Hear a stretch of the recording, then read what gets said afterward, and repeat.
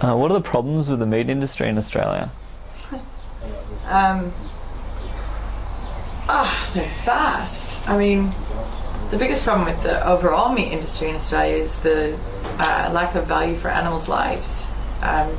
The treating of animals like a production unit rather than a life. And that happens across all the industries, I think. Even though beef, cattle and sheep and dairy in this country are typically, treated while they're on the paddocks, unlike in America where they're in feedlots or sheds their whole lives.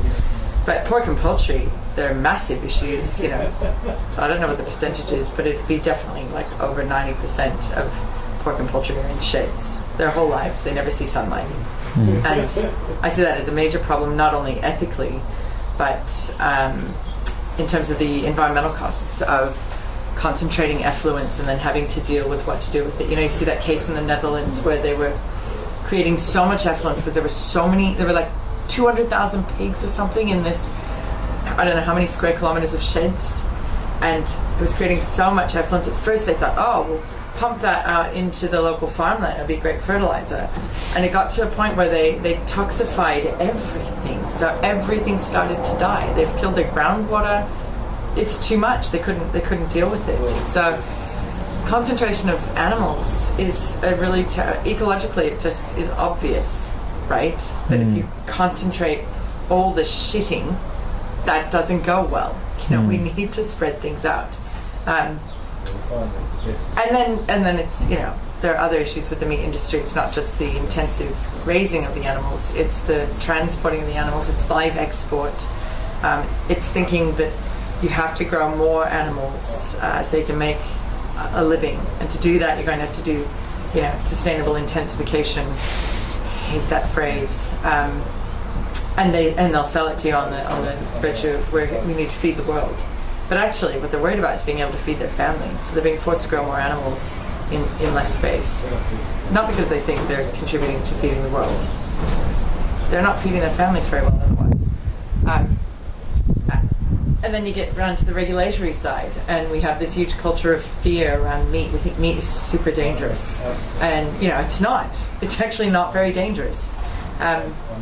If you're handling, first of all, if you're in a very short supply chain, if my animals are grown just behind us here, and we take them to the abattoir, and that next day they're back up here on this property, and then they're only in my chiller, and then they come to you, and that's it. That's their whole life cycle before they come to you. So the points of possible contamination or bacterial growth are so limited, whereas bacon made from frozen imported pork from Denmark, how many possible points of contamination has it been through before it got to us?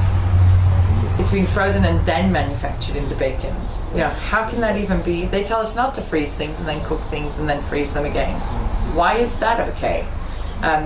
The opportunities for things to become dangerous in those long systems are great, and they're not great in short systems. I mean, I've got meat hanging all above me here, and I didn't do anything special. All I did was made sure I had sterile stainless steel benches here in this shed where I salted it and then put it in the chiller for its first cure, and then back out to the stainless steel again to get the salt off, truss it up, put pepper on it and hang it in the middle of winter when it's 0 degrees and nothing grows.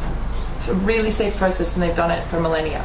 And yet they want to protect us from that while telling us that metwurst made from frozen lamb from somewhere else is safe for us. The regulator thinks that's safer than this. Seems like they're in the dark ages.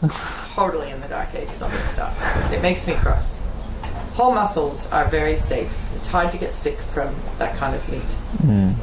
Yeah, from my understanding, it's like I really try not to eat very much mince and things like that. Right, because you increase the opportunity for contamination and bacterial growth, and anything anaerobic as well. So, yeah, mince. You should mince at home. Like buy whole pieces and mince it yourself.